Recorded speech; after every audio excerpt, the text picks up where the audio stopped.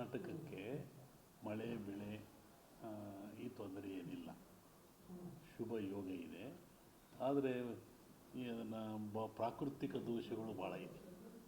ನೆಮ್ಮದಿ ಇರೋದು ಕಷ್ಟ. ಭೂಮಿ ಅರ್ಥಕ್ವಿಕ್ ಆಗ್ತಕ್ಕಂಥದ್ದು, ಭೂಮಿ ಸುನಾಮಿನ ಹೇಳಿದ್ರಲ್ಲ, ಸುನಾಮಿ ಆಗುವುದು, ವಾಯುವಿನಲ್ಲಿ ಸುನಾಮಿ, ಪ್ರಾಕೃತಿಕ ದೋಷಗಳು ಹೋದ ವರ್ಷಕ್ಕಿಂತ ಹೆಚ್ಚಿದೆ ಈ ಸಲ. ಬಿಸಿಲು ಧಗೆ ಭಾಳ ಆಗ್ತದೆ, ಧಗೆ ಅಷ್ಟೇ ಹಿಮಪಾತವೂ ಆಗ್ತದೆ. ಏನಿಲ್ಲ, ಪ್ರಾಕೃತಿಕ ದೋಷವೇ ಮತ್ತೊಂದು ಕುರಾನಾಗಿ ಬರುತ್ತೆ ನೋಡಿ ಈ ಸಲ. ಭೂಕಂಪನ ಆಗ್ತಕ್ಕಂಥದ್ದು, ಭೂ ಸುನಾಮಿ ಅಂತ ಹೇಳಿದ್ದಾನೆ, ಅದು ವಾಯು ಸುನಾಮಿ, ಎಲ್ಲ ದೃಷ್ಟಿಯಿಂದ ಅದು ಬರೋ ಸಂವತ್ಸರ ಕೆಟ್ಟದೇನಲ್ಲ, ಚೆನ್ನಾಗಿದೆ ಅಷ್ಟೇ ಹೇಳ್ತೀನಿ. ಇದು ಜಾಗತಿಕ ಮಟ್ಟದಲ್ಲಿ ಹೇಳಿದ್ದು ನಾನು, ರಾಜ್ಯ ಮಟ್ಟದಲ್ಲಿ ತೊಂದರೆ ಏನಿಲ್ಲ.